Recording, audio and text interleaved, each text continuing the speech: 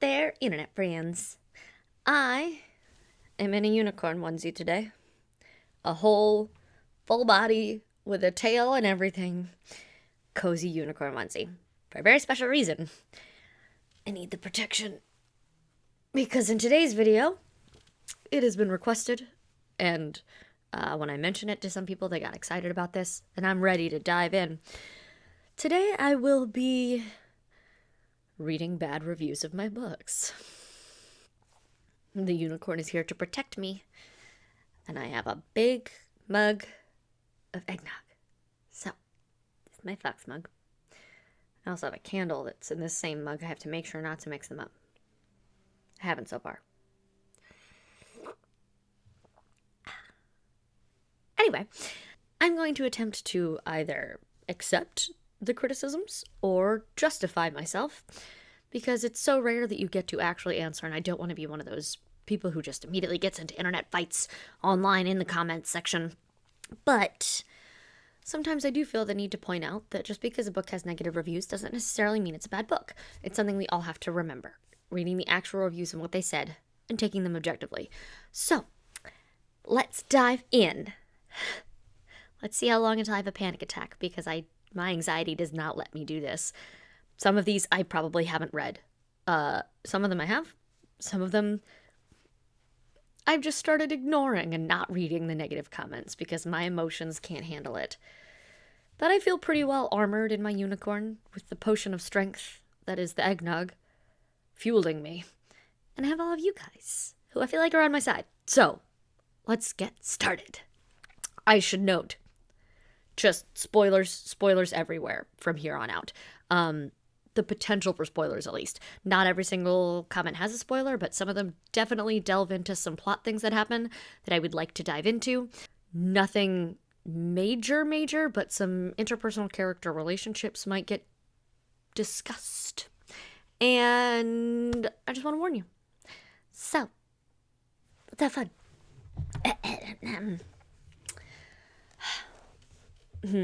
Starting with Windswept, my first book. A 2-star review. A kid's book. This book should have had a warning label on it for preteens only. I wasted my time on this book. It's literally categorized under children's. Book 1 isn't even teen YA. It's categorized as children's.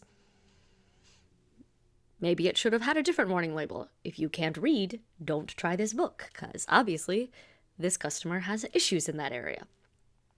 Another 2-star review. Good prose, but no action. This book was so slow. I read it with all the O's. Chapters and chapters of nothing. The writing itself was good, but no one I know reads this genre for descriptive text with no action. Sir or madam, may I introduce you to the entire Lord of the Rings fandom, and everyone who sat through Harry Potter and the Eternal Camping Trip, aka Book 7. So many people will actually sit through that if they enjoy the world building. And obviously I have people who did. So, I don't know what to tell you. A review on Book 1. A 3-star review. She seems to have been reviewing both books at once, though, because it says, good reading, but disjointed at times. I didn't like the ending of the second book. Just didn't really fit with the rest of the storyline. I mean, that's always a weird one, because you don't know what the whole story is. No reader does. It's always what the author chooses to tell. And whereas I do want to make sure I'm telling you guys enough that you enjoy the storyline, that's often a matter of opinion. There are certain parts of the Harry Potter books that I sit and go, well, she should have done A, B, C. And then in a later book, I go, oh, that's why she didn't. Oh, cool. Nice. Honestly, that's not a thing I can fix. I cannot sit and lecture everyone as to why the storyline makes sense or doesn't, or whatever. It's just a matter of opinion, and that's fine. But those are the kinds of reviews I'm talking about. One of the reasons I'm doing this video is also to remind other indie authors like myself that every bad review doesn't necessarily mean the end of a career. It sucks. It hurts. But sometimes they're just nonsense. And you've got to be able to laugh at them, push past them, and realize, hey, if you get enough good reviews, those bad ones will disappear into the ether, and it's gonna be fine. We got this. Okay, this is a thing that bothered me in a 4-star review. It was actually an above average book. Thank you. But I'm always bothered by teenage characters who are written like 5-year-olds. I don't know what 5-year-olds you have met in your lifetime that manage to successfully hunt and trap and trade by themselves, or have actually complicated romantic feelings for somebody, or run a pirate ship, or successfully run away from home and save the world. Emotions are very complicated things, especially in teenagers. Actually, teenagers. Then on the flip side, I've had people say that the characters read so like teenagers that it genuinely reminded them of their own children, and that made me very happy. So, maybe refamiliarize yourself with some actual 5-year-olds and some actual teenagers, and, let's chat about where their personalities overlap, because that's a real thing in puberty, where you go back to some older behaviors and, oh well.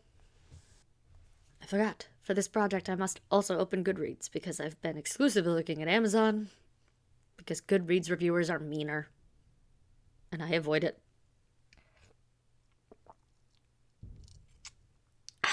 Strength potion. Oh, the kids book guy went back and reviewed this, left the same review on both Amazon and Goodreads. Gordon Musgrave. Learn to read. The category. Also, I've read plenty of kids and preteen books as a grown adult that I loved. Because guess what? Good stories can take place with any age of character. So most of the negative commentary that was slipped into the middle of other pretty positive reviews about Windswept was about pacing. Now for me, I was trying to find that happy medium between Lord of the Rings and Harry Potter. So Lord of the Rings does do a lot of world building and description, and I'm never going to sit and spend 20 pages on a single tree, because I'm not a monster. But that being said, there is a certain joy in building a new world, and a lot of the most positive comments were, I want to live there, I want to be there. Describing those extra things, especially in book 1, is a big deal for me. And you can look at the links of my books. I'll actually grab them. Oh, no.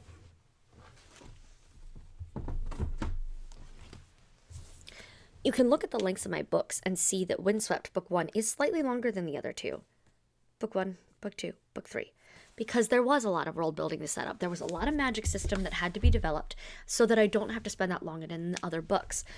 For me, it was a nice meandering start to an adventure story. It was part Life Interrupted and part my place in the world is wrong. I have to go save it. It was weaving some of those core story ideas together for, hey, we're taking Fox and we want to show what he has. Because showing what he has in the world he's in is very important to the decision of whether or not to leave it behind. We can tell he loves his home. We have to love it too. We have to see it and experience it and feel it. And that's a thing for me. I'm a descriptive writer. I'm not Robert Jordan. I don't spend 10 pages on trees. I don't spend 10 pages on button placement. Yes, I'm calling both of those way more famous than me authors out. I will never be them. That's okay. But I do think there are certain things that are enjoyable, and readers who've loved it have absolutely loved it. And readers who haven't, we're not on the same page as far as pacing, and that's okay. I've learned the pacing that I enjoy writing and reading, and most of my fans enjoy reading. The story is done when the story is done. For me, sometimes that means they're going to be shorter. Sometimes they're going to be longer. I don't have a page count in mind, and I don't have a specific pace in mind. There are just some parts of the book that I get excited about too. Usually if I'm meandering through a forest and talking a lot about it, it's because I want to be there with you, with the readers, telling them a story. A lot of my storytelling, from comma placement to when I italicize words, is me telling it to you like I would do if I was reading it out loud. Same with the descriptions. I want to paint a picture. So if you're not into a little bit more description, a little bit more world building, you can skim certain parts of Windswept, and that's fine. I will not be offended by that. But that's a lot of what the 4-star reviews were, was pacing. And that's not your jam. But there are absolutely people out there who do love it. So don't get discouraged if that's a thing that you're struggling with. It is important to take people's opinions into mind. I'm very tired. It is important to take people's opinions into consideration. Obviously, I mean, you're not going to sell books if no one wants to read them. But I feel comforted knowing enough people do still want to read them that I can keep my pacing like it is. If every single review was like, too slow, I'd be like, maybe I'll work on that. But most of them don't. Most of them love the world and want to keep going back for more. So I'm going to hold on to that and remember not to get bogged down in pacing in future projects like this. That's where I'm at. Let's move on. Ink Spice. Party. This one I'm excited about. Okay, this does contain some spoilers if you haven't read Ink Spice. But this will be fun. 3 stars. Destroyed Lila's character. Tries to say she's a strong woman, but her true love is gone for 3 months and she goes after the first guy that appears, and then almost goes back to Fox, and then doesn't. There is literally no plot driver in the existence of the new fiancé other than to be awkward. It took away from the rest of the story, which was decent. Very, very unfortunate decision by the author. Looking forward to the next book when he's inevitably killed off. I'll be ready to cheer. You can have complicated romantic feelings and still be a strong female character. Have you never been a teenage girl? No, obviously you have not. Because that's legitimate. A, there were reasons that are explained, if you'd read it again, why Lai felt she had to choose to be with Cullen. A, she's living in a town where that is the normal. There's already societal pressure to partner up.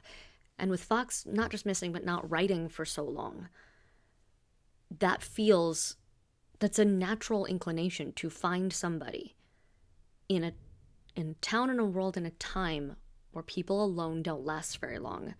This is an age historically where if this was a real world, have been married already. Now in my false reality, I pushed that age back a little bit because I didn't want to deal with 12-year-old child brides.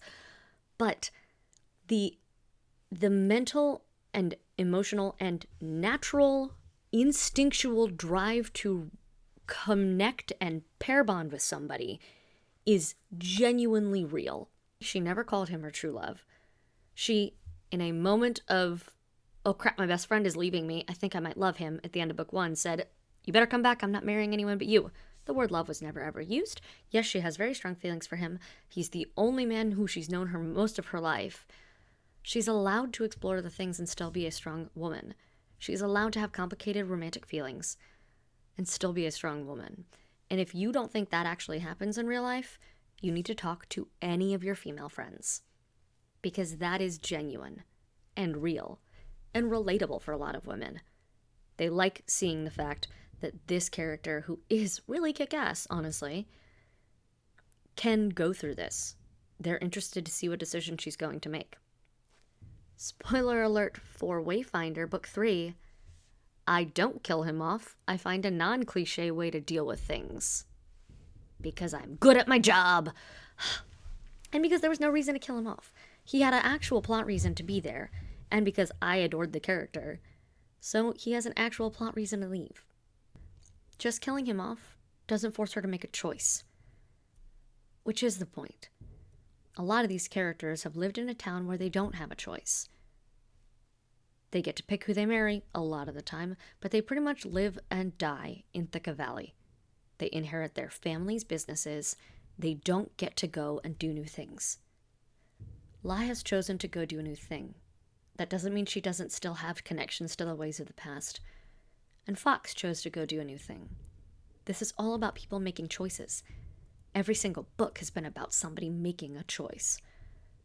She's allowed to have to make hard choices.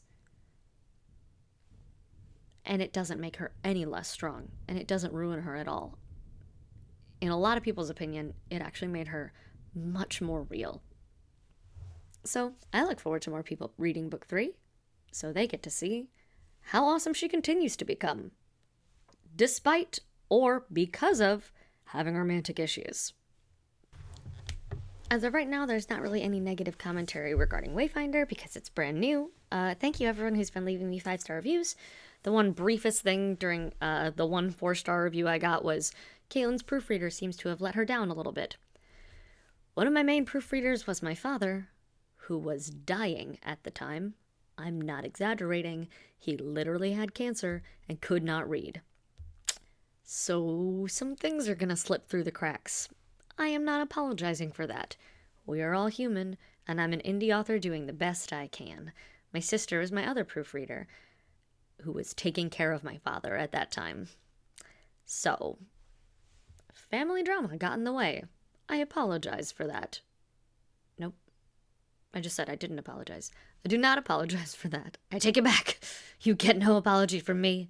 I'm not going to justify my heartbreak to you. So, that's what I've got tonight. There's not a ton of them, but most of the time, those tiny little nuggets, anything less than a 5-star, my heart goes, and so I have to remember to laugh at it. And to remember that sometimes I'm not going to be everybody's cup of tea or eggnog. And to remember that sometimes people don't actually know who strong female characters are, and that's okay. You do not have to agree with me. But I know strong female characters in my real life. Having a romantic entanglement or a moment of romantic weakness does not take away from their strength as a person or a character. That's the one that made me the most mad. That's honestly the one that made me want to do this. And another one. Couldn't find the exact wording. It was buried in a lengthy review. Suffice it to say, some people, some older readers specifically, have problems with YA. They think it is not real fantasy because it's not Game of Thrones. And I will do many, many videos about why that's a false idea. But let me just leave you with this. Remember as a writer that your reviewers may just want you to write something that already exists. And they're going to get mad when it's not that. Don't let it get to you. I'm never going to write Game of Thrones because I don't like gratuitous violence or swearing or writing rape. That all makes me very uncomfortable. So I'm never going to write that, and that's okay. It's okay to find a story where I am happy that other people will love. And if you're a reader, remember that not everyone's going to write what you want. If you want Game of Thrones again, go reread Game of Thrones. Accept the story for what it is, not what you want it to be. I promise you'll be a lot happier as a reader if you do. Do you want to find books that are similar to the things you love? Yes. But please don't expect them to be that. Because if it was just exactly Game of Thrones, I'd be in jail. Because plagiarism is a thing. So, that's all. That's my first batch of bad reviews, and I hope not to get too many more, but I absolutely will. So, stay tuned for part 2 eventually. In the meantime, don't forget, like, share, subscribe. Leave a comment if you have any video requests that you would like, or your own bad review to share. I'd love to discuss them and eviscerate that reviewer with you. Maybe it'll make you feel better. I don't know. I could do a video breaking down your bad reviews if you would like, if it would make you feel better, for a unicorn to do it for you. That's what I'm here for, folks. So, I keep on coming into these with no tagline chosen. I want to say something quippy and clever, and I want to say something that y'all will remember me for every time. And if I keep on doing insert tagline here, that's going to become it by default. And I'm uncomfortable with that, because I'm smarter than this. But for now, insert tagline here. I'm just going to drink my eggnog and disappear into my unicorn.